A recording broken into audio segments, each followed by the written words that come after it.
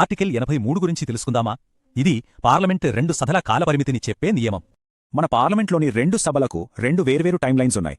ఈ తేడా వెనుక ఒక ముఖ్యమైన కారణముంది. ఆ కారణమేమిటో, ఆ నియమాలేమిటో చెప్పేదే ఆర్టికల్ 83. ఇది చాలా సింపుల్. ఒక సభ ఏమో నిరంతరాయంగా కొనసాగుతుంది, ఇంకో సభ ఏమో జవాబుదారితనం కోసం.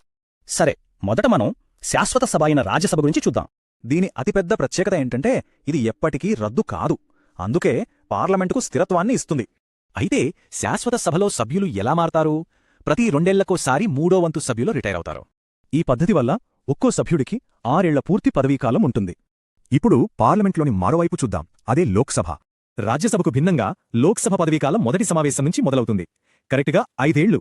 మరి 5 ఏళ్ల గడువుని మార్చలేమా? మార్చొచ్చు. దానికి 2 ముఖ్యమైన మినహాయింపులున్నాయి. మొదటిది, పదవీకాలం పూర్తి కాకముందే రద్దు చేయడం. దీన్నే మనం ముందస్తు రద్దు అంటాం. రెండోది, జాతీయ అత్యవసర పరిస్థితి సమయంలో పదవీకాలాన్ని పొడిగించడం. అయితే ఒకేసారి ఏడాదికి మాత్రమే. ఇందులో ఓ ముఖ్యమైన విషయముంది. అత్యవసర పరిస్థితి ముగిశాక ఈ పొడిగింపుపై కఠినమైన నిబంధనలుంటాయి. చారిత్రాత్మక కోర్టు కేసుల్లో కూడా ఇదే చెప్పారు. నిష్పక్షపాత ప్రజాస్వామ్యానికి లోక్సభ కాలపరిమితి చాలా కీలకం. ఒక్క మాటలో చెప్పాలంటే రాజ్యసభ స్థిరత్వం కోసం, లోక్సభ జవాబుదారీతనం కోసం. అసలు ఈ 2 రకాల కాలపరిమితుల వ్యవస్థ ఎందుకు? ఈ బ్యాలెన్స్ ఎందుకు ఇంత ముఖ్యం? ఎందుకంటే ఈ సిస్టమ్ ఒకేసారి స్థిరత్వాన్ని, జవాబుదారీతనాన్ని ఇస్తుంది, అత్యవసర పరిస్థితుల్లో మార్పులకు వీలు కల్పిస్తుంది. ఒకే వాక్యంలో చెప్పాలంటే ఆర్టికల్ 83 అంటే ఇదే.